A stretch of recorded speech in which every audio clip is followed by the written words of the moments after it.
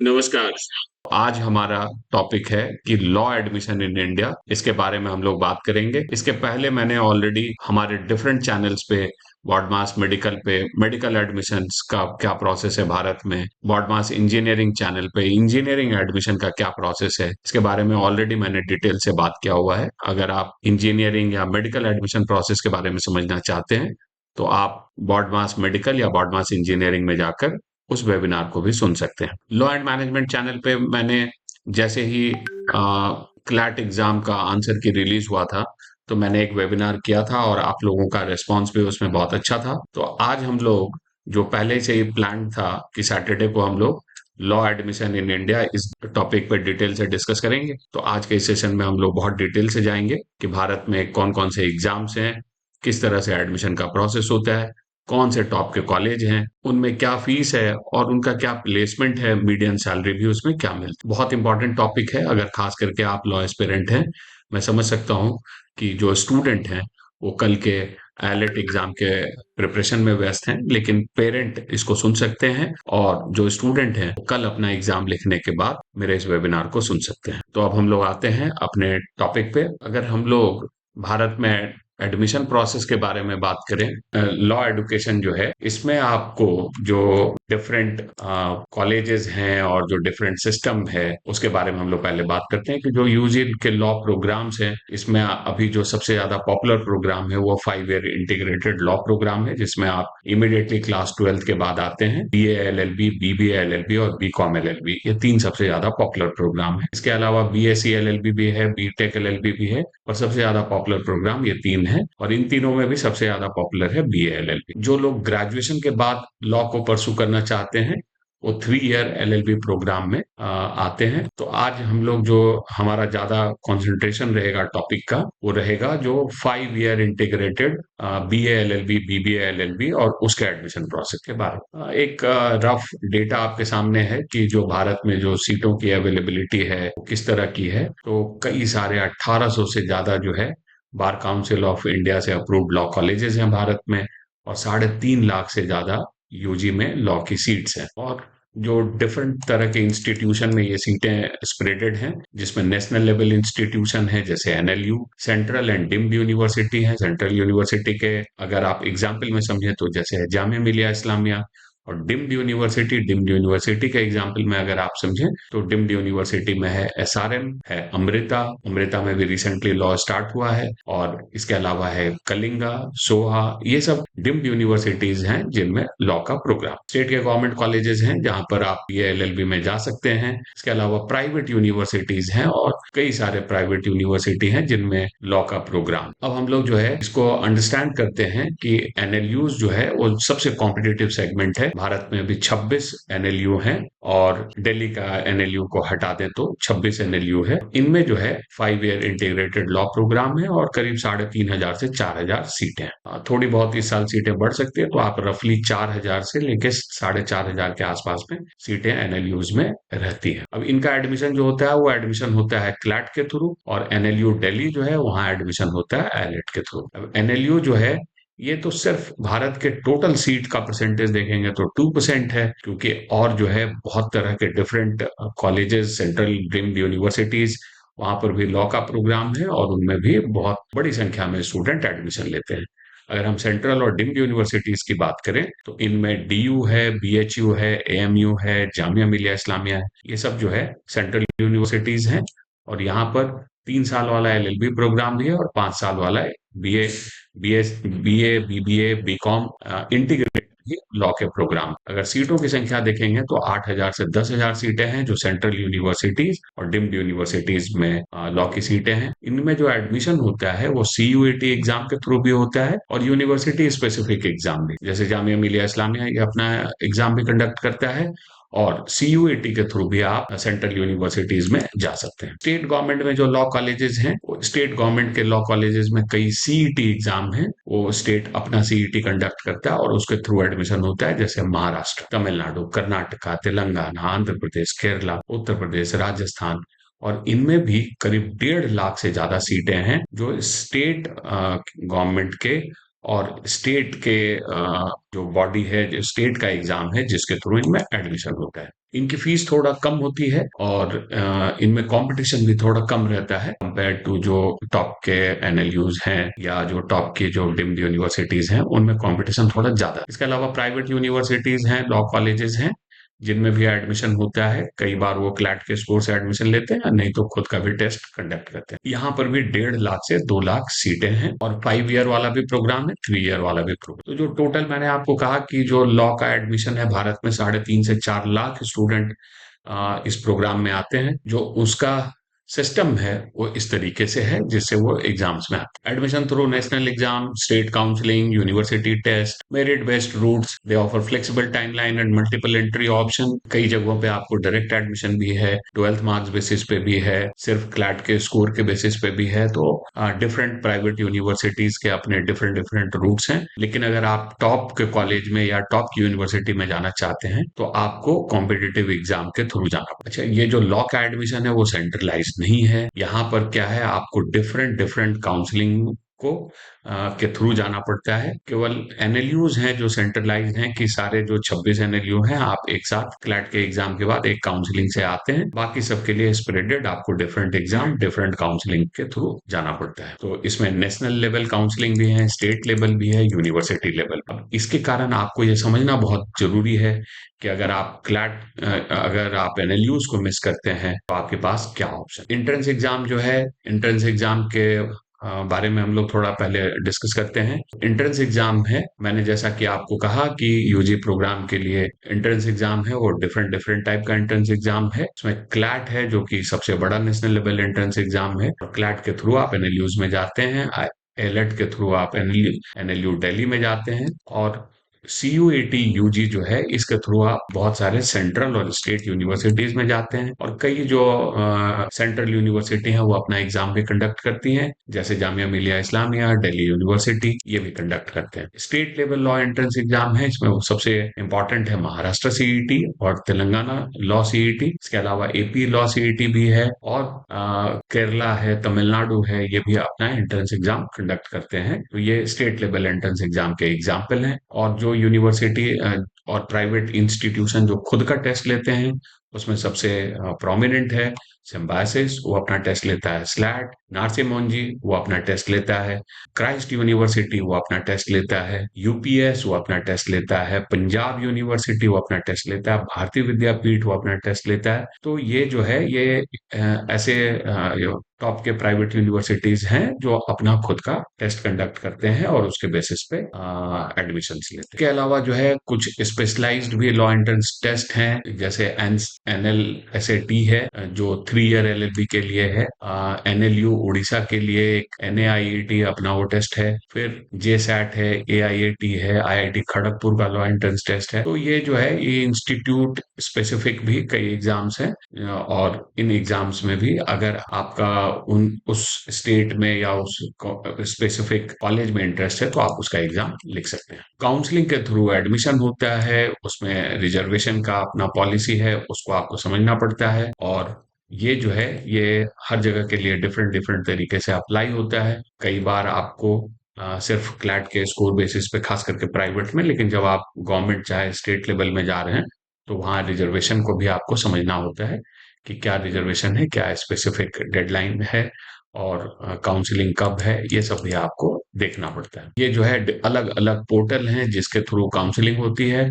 तो आपको उसके बारे में भी, जब हम लोग किसी स्पेसिफिक, मान लीजिए OP जिंदल का जो जिंदल लॉ स्कूल है उसके बारे में बात करेंगे, तो स्पेसिफिक में मैं डिटेल में जाऊंगा कि कौन से एग्जाम से वो टेस्ट, कौन से एग्जाम से एंट्री होगी। तो LNET UK से होगी। काउंसलिंग प्रोसेस क्या है, कितने राउंड की काउंसलिंग होगी, किस किस तरह का स्पेसिफिक सीट है, कहाँ पर किन किन कॉलेजेस में NRI कोटा है, NRI कोटा की क्या फीस है। जैसे क्लैट में भी अभी हम लोग अभी आएंगे आगे, कई NLUs में भी NRI कोटा है, तो उसमें आप किस तरह से पार्टिसिपेट कर सकते हैं वो सब भी मैं अभी आपसे डिस्कस करूंगा। ये जो काउंसलिंग रहता है, इसमें पहले मेरिट लिस्ट आती है, फिर आपके चॉइस फिलिंग करते हैं। चॉइस फिलिंग के बाद जब आपको कॉलेज अलॉट होता है तो आप फिर आप डॉक्यूमेंट वेरिफिकेशन और फी पेमेंट के लिए जाते हैं। और ये कई बार कई राउंड्स में होता है, एक ही राउंड नहीं है। और इसमें आपको जहां पर रिजर्वेशन या स्पेसिफिक क्राइटेरिया है, उसका भी आपको ध्यान रखना पड़ता है। आते हैं स्पेसिफिक काउंसलिंग पे, तो जैसे एनएलयू की काउंसलिंग है, ये क्लैट के थ्रू होगी, मेरिट बेस्ड रहती है, रैंक वाइज एलोकेशन होता है। रिजर्वेशन की जो पॉलिसी है गवर्नमेंट की, उसके हिसाब से उसमें रिजर्वेशन रहता है कि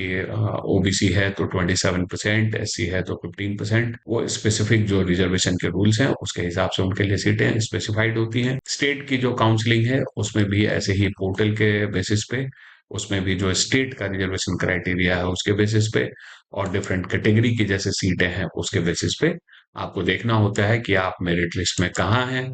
और आप चॉइस फिलिंग करते हैं, फीस को भी समझना रहता है। और उसके बाद जो है आप अपने कॉलेज का स्पेसिफिक ऑर्डरिंग करते हैं और उसके बेसिस पे आपको कॉलेज अलॉट होता है। काउंसलिंग के स्टेप्स हैं: registration, choice filling, seat allotment, document verification, fee payment. CUET जो है ये भी एक बड़ा एग्जाम है। इसके थ्रू भी आप कई सारे गवर्नमेंट प्राइवेट यूनिवर्सिटीज में एडमिशन ले सकते हैं। यहाँ पर भी आपको मेरिट बेस्ड जो सीयूईटी का स्कोर है उसके हिसाब से आपको समझना है कि कौन कौन सी यूनिवर्सिटी आपको मिल सकती हैं, उसका ऑनलाइन चॉइस फिलिंग करनी है। और हर यूनिवर्सिटीज में सीयूईटी के थ्रू कुछ जो सीटें हैं उसके भी सीट मैट्रिक्स को समझना है, आपकी पोजीशन क्या है उसको समझना है। और यहाँ जो खास करके जो बहुत अच्छे सेंट्रल यूनिवर्सिटी हैं, जैसे Delhi university, JNU, BHU, Jamia Millia Islamia, ये सब जो है काफी अच्छे सेंट्रल यूनिवर्सिटीज हैं, इसमें आप जा सकते हैं। अब आते हैं हम लोग कि जो प्राइवेट लॉ इंस्टीट्यूशन है, प्राइवेट लॉ इंस्टीट्यूशन में भारत में जिंदल लॉ स्कूल है जो कि टॉप क्लास प्राइवेट इंस्टीट्यूशन है। दो फीस काफी महंगी है, 7 लाख रुपए पर ईयर की फीस है। हॉस्टल और सब कुछ को आप अगर ऐड कर देते हैं तो 50 लाख से भी ऊपर का बजट होता है 5 साल का। उसमें अगर आपको जाना है तो एलनेट का एग्जाम लिखना है, उसके बेसिस पे वहाँ एडमिशन मिलता है। एनआरआई कोटा है, चाहे एनएलयू हो चाहे जिंदल लॉ स्कूल हो, वहां भी एनआरआई कोटा है। यूजुअली 4 राउंड की काउंसलिंग होती है। और काउंसलिंग के जो स्टेप्स हैं, स्टेप्स मैंने आपको पहले ही बताए हुए हैं। ये सारी जो कॉम्प्लेक्सिटी है, आपको के कौन कौन से एग्जाम पहले लिखने हैं, ये सबसे पहले आपका सवाल रहता है। फिर जो एग्जाम्स लिखे हैं उसमें हर डिफरेंट जो एग्जाम्स हैं उसके स्कोर के हिसाब से आपका क्या रैंक बनेगा और फिर आपको क्या सीट मिलेगी, ये सब कुछ आपको समझना रहता है। ये समझने के लिए अगर आप चाहते हैं हमारे पेड गाइडेंस में आए, तो उसके लिए आप हमारे पेड गाइडेंस में भी आ सकते हैं। आपको अगर लगता है मेरे साथ एक बार मीटिंग करके इसको समझना है, तो आप वो भी कर सकते हैं। जो मीटिंग का स्लॉट बुक करने के लिए रहता है कि आप वेबसाइट पर भी जाके bodmaseducation.com, वहाँ जाके सर्विसेज में जाएंगे। सर्विसेज में आपको मीटिंग विथ अशोक सर रहेगा, वहां से जाके आप मीटिंग कर सकते हैं। अगर आपको हमारे पेड गाइडेंस की जरूरत है तो आप हमारे पेड गाइडेंस में आ सकते हैं, जिसमें सारी ही चीजें पेड गाइडेंस में सारा जो डॉक्यूमेंटेशन और सब कुछ है वो हम लोग करेंगे। अब अगर हम लोग इसको समझते हैं आगे कि काउंसलिंग की टर्मिनोलॉजी है, ये सब आप समझते हैं। और जैसे मेरिट लिस्ट है, मेरिट लिस्ट क्या होता है?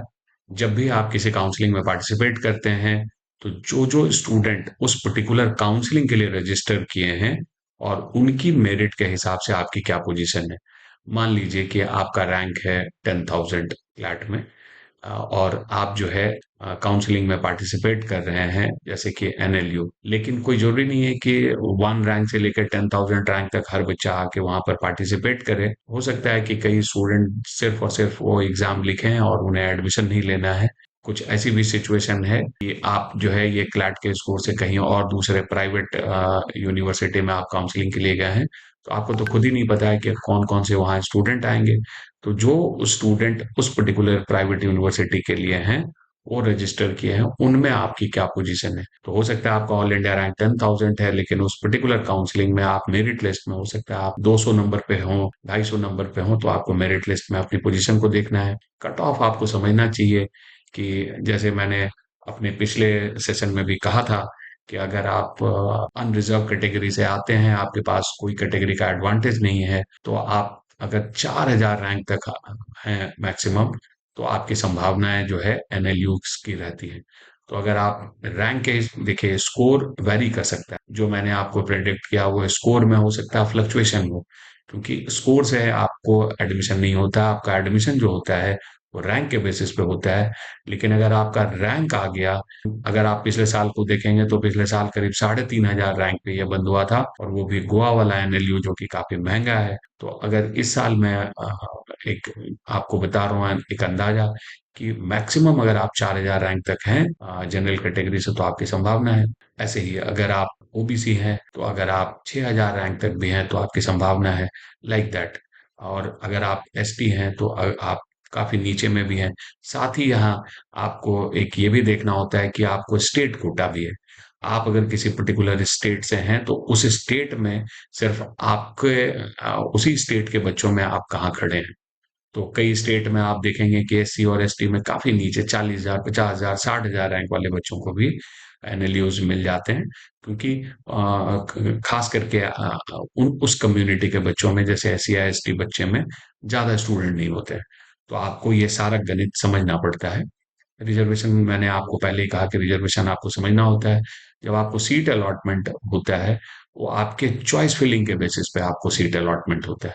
तो जो आप चॉइसेस फिल करेंगे, मान लीजिए कि आपकी रैंक 1 है लेकिन आप कहेंगे नहीं मुझे गोवा ही चाहिए, तो आपको गोवा वाला ही एनएलयू मिलेगा, आपको बैंगलोर नहीं मिलेगा। ये नहीं है कि वो सिस्टम अपने आप नहीं समझेगा कि आपको रैंक के हिसाब से देगा, आपके चॉइसेस के हिसाब से वो रीड करेगा कि आपकी चॉइस कहाँ है, आपको कहाँ किस पोजीशन पे रखा है, उसके हिसाब से आपको अलॉटमेंट आएंगे। इसके बाद जो है कई बार जो है spot round, mop up round, आगे कई राउंड्स ये लोग करते हैं। वो राउंड्स में आपको लो कट ऑफ पे भी मिलता है, क्योंकि तब तक स्टूडेंट थोड़े कम रहे। तो आपको जो डिसीजन मेकिंग है, इसकी जो अंडरस्टैंडिंग है, वो आपको काउंसलिंग प्रोसेस आप जितने अच्छे से समझेंगे, तो आप जो है इसको सही ढंग से कंट्रोल कर पाएंगे। अगर आप काउंसलिंग प्रोसेस को और इस पूरे एल्गोरिदम को ठीक से नहीं समझते हैं तो आप मिस्टेक करते हैं। एनएलयूज की फीस मैंने आपको बताया कि यहाँ पर जो फीस है, अगर आप हाईएस्ट देखेंगे तो गोवा की फीस है, और लोएस्ट में 1 लाख 1.5 लाख की भी फीस है। सेंट्रल यूनिवर्सिटीज में फीस जो है इसका वेरिएशन 50,000 से 1.5 लाख के बीच में है। स्टेट में फीस कम होता है, वहां आपको 20,000 से 1 लाख है। प्राइवेट में ये ज्यादा होता है, ये 6 लाख लिखा है। ओपी जिंदल में, जिंदल लॉ स्कूल, 7 लाख रुपए पर ईयर का ट्यूशन फीस है। तो आप जो है प्राइवेट कॉलेजेस में आ रहे हैं तो 1 लाख से 7 लाख के बीच में आपको पर ईयर की फीस रहती है। एडुकेशन लोन के लिए भी अगर आपको हमारी मदद की जरूरत है, तो हम लोग आपको एडुकेशन लोन में भी मदद कर सकते हैं। जहाँ स्कॉलरशिप है, जिस गवर्नमेंट यूनिवर्सिटी में, या कोई स्पेसिफिक आपने किसी कैटेगरी में हैं और उस कैटेगरी के लिए, जैसे महाराष्ट्र में अगर आप एससी हैं, एसटी हैं, तो आपको स्कॉलरशिप मिलता है। तो आपको स्कॉलरशिप के बारे में भी, और गवर्नमेंट की किस स्टेट में आप हैं वहाँ की क्या पॉलिसी है, उसको आपको समझना है। तो आई ये है कि आप जो इतने पैसे लगा रहे हैं, तो आप किस तरह का आपको जॉब्स मिलेगा, तो वो भी अभी आगे मैं बताऊंगा कि कहाँ किस तरह का मीडियम सैलरी ऑफर होता है। तो आप अपना आरओआई उसे कैलकुलेट कर सकते हैं। आरओआई का मतलब है रिटर्न ऑन इन्वेस्टमेंट। आपने पैसे लगाए, मान लीजिए कि पढ़ाई में आपने लगाया 20 लाख और आपको मीडियम सैलरी मिल रही है 10 लाख, तो ये है कि आपका आरओआई है 0.5। तो इस तरह से आप अपना आरओआई कैलकुलेट कर सकते हैं। ऐसे यूनिवर्सिटी, ऐसे कॉलेज में आप इन्वेस्ट कर सकते हैं जहां से पढ़ाई करने के बाद जो आपने पैसे खर्च किए हैं, वो आप कितनी जल्दी, आप 1 साल में, 2 साल में, 3 साल में, कम से कम 3 साल मैक्सिमम टाइम पीरियड होता है, आप उतने ही पैसे लगाएं। कि मान लीजिए कि आपने 50 लाख लगाए, तो क्या वहां 15 लाख, 18 लाख की आपको सैलरी मिली? अगर मिल रही है तो 3 साल में भी अगर आप पैसे रिकवर कर रहे हैं वो ठीक है। लेकिन अगर आप पैसे लगा रहे हैं, मान लीजिए कि 50 लाख, और उसकी रिकवरी आप 10 साल में कर रहे हैं, तो वो आपके लिए अच्छी बात नहीं है। तो आपको इस चीज को भी कैलकुलेट करके इस चीज का ध्यान रखना रहता है। सेल्फ काउंसलिंग और एक्सपर्ट काउंसलिंग में आपको प्रो कॉन समझना रहता है कि अगर आप खुद से काउंसलिंग कर रहे हैं तो उसके क्या फायदे हैं और क्या नुकसान है। फायदे में वो आप कॉस्ट बचा रहे हैं, लेकिन दिक्कत यह है कि आप गलत कर सकते हैं, आप डेडलाइन को मिस कर सकते हैं। क्योंकि मैंने यहाँ कहा, यहाँ आपको कई तरह के एग्जाम्स हैं और कई तरह की काउंसलिंग है। खास करके अगर आप भारत में टॉप को कॉलेजेस को टारगेट कर रहे हैं, तो आपको कई तरह के कॉलेजेस, कई तरह की काउंसलिंग में पार्टिसिपेट करना रहता है। तो आपके लिए अगर आपने कोई डेडलाइन मिस किया या आपने कोई एरर किया तो आपको फाइनेंशियल रिस्क भी काफ़ी ज़्यादा रहता है और अच्छी सीट आप खो सकते हैं। तो जब आप एक्सपर्ट के साथ काउंसलिंग करते हैं तो आपको इसका बेनिफिट रहता है। अगर आप बहुत इन्फॉर्म्ड हैं, आप सब कुछ को खुद टाइम से देखते हैं, आपके पास सफिशिएंट टाइम है, तो आप सेल्फ काउंसलिंग भी कर सकते हैं, उसमें कोई प्रॉब्लम नहीं है। लेकिन अगर आप बहुत समय इसमें नहीं दे सकते हैं और हर समय इसको नहीं पढ़ सकते हैं तो किसी एक्सपर्ट से काउंसलिंग लेने में कोई प्रॉब्लम नहीं। हम लोग आपको सारे सपोर्ट देते हैं, चाहे वो exam selection strategy, college shortlisting, counselling, सब कुछ हमारी तरफ से आपको डॉक्यूमेंटेशन, लोन, स्कॉलरशिप गाइडेंस, हर तरह का हम लोग आपको सपोर्ट देते हैं। अब हम लोग आ जाते हैं कि जो आप बेसब्री से इंतजार कर रहे थे कि क्या क्या कॉलेज है। जैसे यहाँ आपको आरओआई भी समझ में आएगा, एग्जाम कौन सा है वो समझ में आएगा। तो इस पीडीएफ में अगर आप हम लोग देखें तो आप जो है सब कुछ को समझते हैं। जैसे NLU Bangalore, NLU Bangalore CLAT के थ्रू होता है। और यहाँ पर अगर आप देखें कि तो इसका मीडियन पैकेज जो है वो 16 LP है। तो 16 लाख पर एनम का यहाँ पर आपको मीडियन पैकेज मिलता है और फीस है 5 लाख रुपए पर ईयर। अगर हॉस्टल फीस को भी ऐड कर दें तो मान लीजिए कि 7 लाख इंटू 5, 35 लाख रुपए। तो आप जो है लगभग 2 लाख, 2 साल में आप अपनी टोटल फीस को रिकवर कर सकते हैं। ये एनआईआरएफ रैंकिंग में भी नंबर 1 इंस्टीट्यूट है, 1986 का है। इसके बाद आप दिल्ली वाला देखिए एनएलयू, दिल्ली वाले एनएलयू में 18 LPA का है मीडियन पैकेज। इसका मीडियन पैकेज काफी जबरदस्त है। ये एलेट से होता है इसमें एडमिशन। फीस भी इसकी काफी कम है। तो ये आपको ओवरऑल सबसे हाई आरओआई वाला कॉलेज में से है। नालसर हैदराबाद, नालसर हैदराबाद में भी काफी बढ़िया मीडियन है, 17.5 LPA का। और फीस भी आपको काफी कॉम्पिटिटिव है, 1998 का कॉलेज है। तो ये भी एक आपको बढ़िया ऑप्शन। एनएलयू कोलकाता आता है। एनएलयू कोलकाता का अगर आप मीडियन सैलरी देखेंगे, सब में सबसे ज्यादा है, 20 LPA का मीडियन सैलरी है। ये भी एक जबरदस्त कॉलेज है। अगर इन कॉलेजेस को देखेंगे तो ये काफी पुराने जो और काफी बढ़िया कॉलेजेस में से हैं, ये जो टॉप आपको 4 एनएलयूज बोला मैंने। इसके बाद जो है गांधीनगर वाला एनएलयू है, इसका भी median package 18 lakh per year का है। और ये सब डेटा जो है मैंने लिया है एनआईआरएफ से। तो ये डेटा को आप बिल्कुल एकदम ऑथेंटिक मान सकते हैं, क्योंकि यहाँ पर जो है सारा डेटा जो है जो इन्होंने गवर्नमेंट को सबमिट किया है, उसी डेटा के बेसिस पे मैं आपको ये बातें बता रहा हूँ। फिर है आईआईटी खड़गपुर। आईआईटी खड़गपुर में भी जो है यहाँ 5 ईयर इंटीग्रेटेड प्रोग्राम नहीं है, यहाँ एलएलबी वाला प्रोग्राम है। पर 15 LPA का यहाँ मीडियन पैकेज है। सीटें कम होती हैं, लेकिन ये भी काफी बढ़िया ऑप्शन है। फिर सिम्बायोसिस लॉ स्कूल है पुणे का। अगर प्राइवेट में देखें, 12 LPA का यहाँ मीडियन पैकेज है। इनटेक हाई रहता है और लेकिन जो है फीस भी हाई है यहाँ की, काफी पुराना है। और ये भी एक बहुत बढ़िया ऑप्शन है। अगर प्राइवेट में देखेंगे तो भारत का ये ओपी जिंदल का जो जिंदल लॉ स्कूल है, उसके बाद ये सेकंड बेस्ट ऑप्शन है। सेंट्रल यूनिवर्सिटी के एग्जाम्पल में जामिया मिलिया इस्लामिया मैंने आपको बताया था। ये भी बहुत बढ़िया कॉलेज है, फीस काफी कम है। आरओआई के मामले में अगर आप इसको देखेंगे तो ये एकदम टॉप पे आता है। और यहाँ जो है जो मीडियन सैलरी है वो 8.5 के आसपास। एएमयू अलीगढ़, ये भी काफी अच्छा ऑप्शन है। सेंट्रल यूनिवर्सिटी में इसका अपना खुद का टेस्ट होता है। और 12.4 LPA जो है। शिक्षा अनुसंधान, ये भुवनेश्वर में है।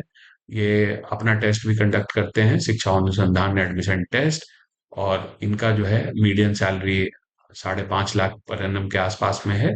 तो ये भी एक अच्छा ऑप्शन है। शस्त्रा है तंजावुर का, इनका अपना खुद का टेस्ट है। और ये भी मीडियन सैलरी इनका 5.6 है।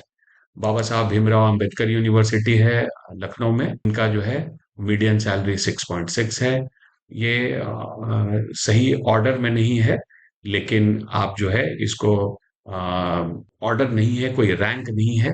अब ये जो आप ये देख रहे हैं, ये विदाउट ऑर्डर, ये एक केवल आपके पास ये डेटा के हिसाब से आप उसको समझिए। कलिंगा है, कलिंगा में आपको मीडियन सैलरी जो है वो 6.5 है। फीस जो है करीब 3.5-4 लाख रुपए पर ईयर की है। नेशनल लॉ यूनिवर्सिटी कटक है, यहाँ पर मीडियन सैलरी 14 लाख पर ईयर की है। Doctor B R Ambedkar college of law Visakhapatnam, ये यहाँ पर मीडियन सैलरी जो है 4.3 है। इनका अपना टेस्ट है जो ALCET, उसके थ्रू ये एडमिशन लेते हैं। ये जो मैंने कलिंगा का कहा था, इनका भी अपना टेस्ट है KLAT, ये अपना खुद का टेस्ट, इसका भी खुला हुआ है विंडो, तो आप यहाँ भी अप्लाई कर सकते हैं। चाणक्य लॉ यूनिवर्सिटी पटना, ये NLU है और यहाँ मीडियन पैकेज है 10.8 का, 2.5 लाख पर ईयर की फीस है। UPS देहरादून प्राइवेट में, ये भी एक डिसेंट कॉलेज है, मीडियन सैलरी 4.6 है और इसमें भी इनटेक भी बड़ा है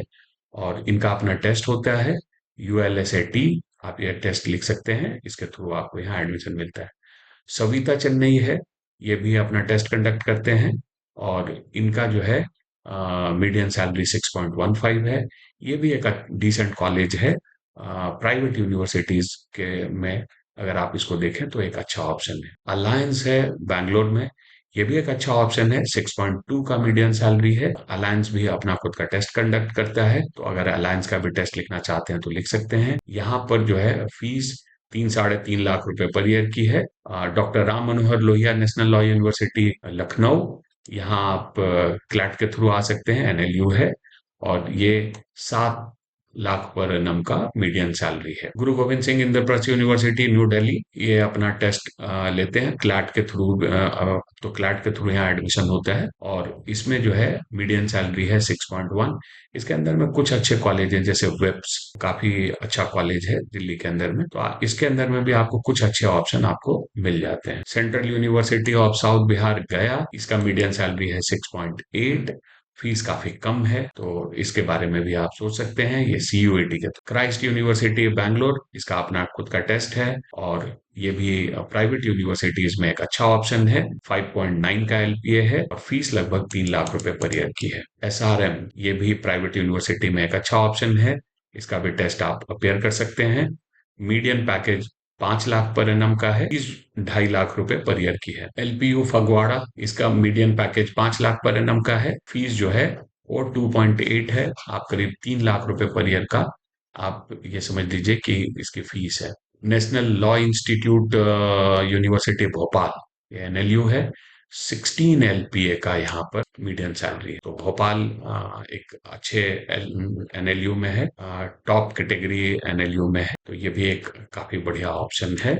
अगर आपका अच्छा रैंक है क्लैट में तो आप इसके बारे में सोच सकते हैं। Maharashtra national law university Nagpur, 7.64 का LPA है। यूनिवर्सिटी ऑफ लखनऊ, तो ये लखनऊ यूनिवर्सिटी है, यहाँ भी आप आ सकते हैं, CUET के थ्रू आप आ सकते हैं, काफी सस्ती फीस है, 8.38 LPA का यहाँ पर मीडियन सैलरी है, ये भी एक आपको अच्छा ऑप्शन है। National university of study and research in law Ranchi, NLU है रांची का और यहाँ पर जो है 9.33 का मीडियम सैलरी है और यहाँ पर NRI कोटा भी है और NRI में भी बहुत ज्यादा फीस नहीं। Five foundation for higher education Hyderabad खुद का टेस्ट करते हैं, ILSAT इनका खुद का टेस्ट है और 6.48 LPA है, एक डिसेंट कॉलेज है प्राइवेट में और करीब 3 लाख रुपए पर ईयर की फीस है। NIRF रैंकिंग में 31 पे। मणिपाल यूनिवर्सिटी जयपुर, मणिपाल एक अच्छा ब्रांड है, तो इसका जो मीडियन पैकेज है वो है 4.75 और करीब 2.5 लाख रुपए पर ईयर की फीस है। निरमा अहमदाबाद, ये भी एक अच्छा ऑप्शन है, गुड CET के थ्रू आप जा सकते हैं और इनका खुद का भी टेस्ट है। यहाँ का मीडियन पैकेज जो है 5.21 है, फीस जो है करीब 3.5 लाख रुपए per year. Himachal Pradesh national law university Shimla, इसका मीडियन पैकेज है 10 लाख पर एनम का और करीब 3 लाख रुपए पर ईयर की फीस है। NLU आसाम, 8.9 लाख का मीडियम पैकेज है। गलगोटिया यूनिवर्सिटी गौतम बुद्ध नगर, गलगोटिया में जो मीडियन है वो है 6.2 का, काफी डिसेंट मीडियन है, फीस भी इसकी बहुत ज्यादा नहीं है। Army institute of law Mohali, यहाँ मीडियन पैकेज है 6.3 का और इसकी भी फीस काफी डिसेंट है और अगर आप आर्मी बैकग्राउंड से हैं तो आपके लिए एक अच्छा ऑप्शन है। गीतम विशाखापत्तनम, ये अपना टेस्ट कंडक्ट करते हैं, डीम्ड यूनिवर्सिटी है, 4.7 LPA का मीडियन पैकेज है और इसकी भी फीस बहुत ज्यादा नहीं है। MET यूनिवर्सिटी गुड़गांव, इनका मीडियन है 3.67 का और ये जो है अपना टेस्ट करते हैं। एमईटी का अपना खुद का लॉ का टेस्ट है। Central university of Punjab Bathinda, CUET से आप आ सकते हैं यहाँ। और यहाँ का जो मीडियन है वो है 11.8। ये पीजी प्रोग्राम का लिया हुआ है। यहाँ पर पीजी के लिए जो सीट थी उसका एनआईआरएफ में मीडियन है। Maharashtra national law university Mumbai, और इसमें जो है मीडियन पैकेज है 14 एलपीए का। फीस भी काफी कम है। इसके बाद आते हैं नेशनल लॉ यूनिवर्सिटी सोनीपत। यहाँ जो मीडियन पैकेज है वो 8 से 10 एलपीए का है, और फीस जो है वो 2 लाख रुपए per year. NLU Jodhpur, median package है 16 एलपीए। टॉप ब्रैकेट एनएलयू में है, टॉप 10 एनएलयू में जोधपुर भी है, और इसकी फीस भी बहुत ज्यादा नहीं है। एनएलयू आंध्र प्रदेश का है, विशाखापट्टनम वाला। इसका मीडियन पैकेज है 6 एलपीए, और फीस है 2-2.5 लाख रुपए पर ईयर। मध्य प्रदेश का जो एनएलयू है जबलपुर वाला, इसका मीडियन पैकेज है 3 एलपीए का, और फीस है 3-3.5 लाख रुपए per year. Maharashtra national law university Aurangabad, Maharashtra में 3 एनएलयू है। इसका जो मीडियन पैकेज है वो 6 से 9 एलपीए का है, और जो फीस है वो 3 से 3.5 लाख रुपए पर ईयर की है। Doctor Rajendra Prasad national law university Prayagraj, इसका मीडियन पैकेज अवेलेबल नहीं था, वो हमने नहीं डाला है। Rajiv Gandhi national university of law Punjab, इसका मीडियन है 9 एलपीए का, फीस है करीब 2.5 लाख रुपए per year. National university of advance legal studies Kochi का मीडियन पैकेज है 12 एलपीए का, फीस भी डिसेंट है। Tamil Nadu national law university Trichy, medium package है 4.2 एलपीए का, फीस भी 2 लाख से कम है। नेशनल लॉ यूनिवर्सिटी अगरतला, इसका मीडियम पैकेज है 7 एलपीए का, फीस भी 2 लाख से कम है। India international university of legal education and research Goa, ये जो है ये इसका मीडियन पैकेज है 10 से 12 एलपीए का, और फीस है 6,75,000 per year. Gujarat national law university Silvassa, इसका मीडियन है 16 एलपीए का, और फीस है 1,70,000 per year. Hidayatullah national law university Raipur, इसका मीडियन पैकेज है 15 लाख पर ईयर का, इसका फीस है 2,25,000 per year. Jindal global law school, ये सोनीपत में है, और इसमें आप एलनेट के थ्रू जा सकते हैं। मीडियन पैकेज है 9 से 15 एलपीए, ये क्लोज टू 12-15 एलपीए के आसपास में इसका रहता है। डेटा जो है थोड़ा पुराना था, तो आपको यहाँ 7 लाख रुपए पर ईयर की फीस है। बिट्स लॉ स्कूल है मुंबई में, ये बिट्स पिलानी का है। मीडियन पैकेज है 15 एलपीए का। अभी ये रिसेंट कॉलेज है, और चूंकि बिट्स पिलानी का है तो ये काफी तेजी से ग्रो करेगा, और इसमें जो फीस है वो करीब 7.5 लाख रुपए पर ईयर की है। Amrita school of law Coimbatore, ये भी अभी नया आया है। यहाँ का मीडियन 11.85 है, और ये 2,25,000 की फीस है। बेनेट यूनिवर्सिटी ग्रेटर नोएडा, यहाँ पर 10 एलपीए का मीडियन पैकेज है, और करीब 3.5 से 4 लाख रुपए पर ईयर की फीस है। Lloyd law college greater Noida, यहाँ आपको 4.45 एलपीए का मीडियन है, और 3.5 लाख रुपए पर ईयर की लगभग फीस है।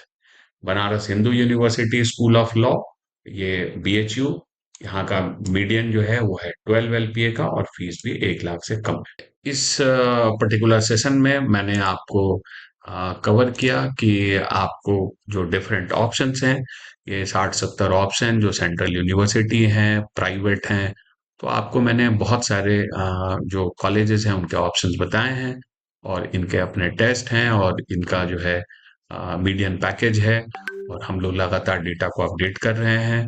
अगर आप मेरे साथ 1-to-1 सेशन में बात करेंगे तो हम लोग और डिटेल में इनके बारे में आपसे बात करेंगे। तो आज के इस सेशन में मैंने आपको भारत में लॉ एडमिशन प्रोसेस, भारत के टॉप के लॉ कॉलेजेस, चाहे वो गवर्नमेंट हो, प्राइवेट यूनिवर्सिटीज हो, उसको कवर करने का प्रयास किया है। और हम लोग लगातार, हमारी रिसर्च टीम इस पे काम करती रहती है। हमारे अलग अलग चैनल पे अलग अलग कोर्सेज के बारे में मैं आपसे डिटेल से बात करता हूँ। तो आपको अगर हमारा चैनल पसंद आता है, कंटेंट पसंद आता है, तो चैनल को जरूर लाइक कीजिए, शेयर कीजिए, सब्सक्राइब कीजिए, और अपने कमेंट्स हमें कमेंट सेक्शन में लिख के बताइए। इसके लिए आपका बहुत बहुत धन्यवाद।